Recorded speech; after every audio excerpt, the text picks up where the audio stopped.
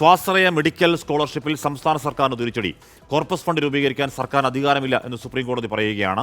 വിവരങ്ങളുമായി അച്യുതൻ, അപ്പോൾ ഈ സ്വാശ്രയ മെഡിക്കൽ കോർപ്പസ് ഫണ്ട് റദ്ദാക്കുകയാണോ സുപ്രീം കോടതി?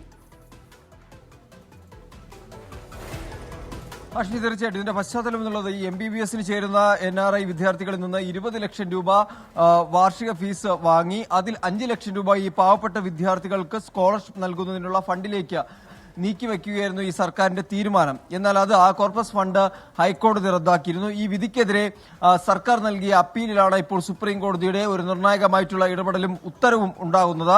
അതായത് കോർപ്പസ് ഫണ്ട് രൂപീകരിക്കാൻ സർക്കാരിന് അധികാരമില്ല എന്നാണ് സുപ്രീം കോടതി അറിയിച്ചിരിക്കുന്നത്. സ്വാശ്രയ മെഡിക്കൽ കോർപ്പസ് ഫണ്ട് സുപ്രീം കോടതി റദ്ദാക്കിയിരിക്കുന്നു.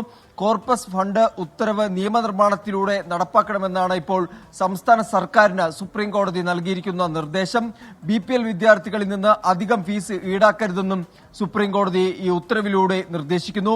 OBC വിദ്യാർത്ഥികൾക്ക് ഫീസ് കൺസെഷന് അർഹതയുണ്ട്.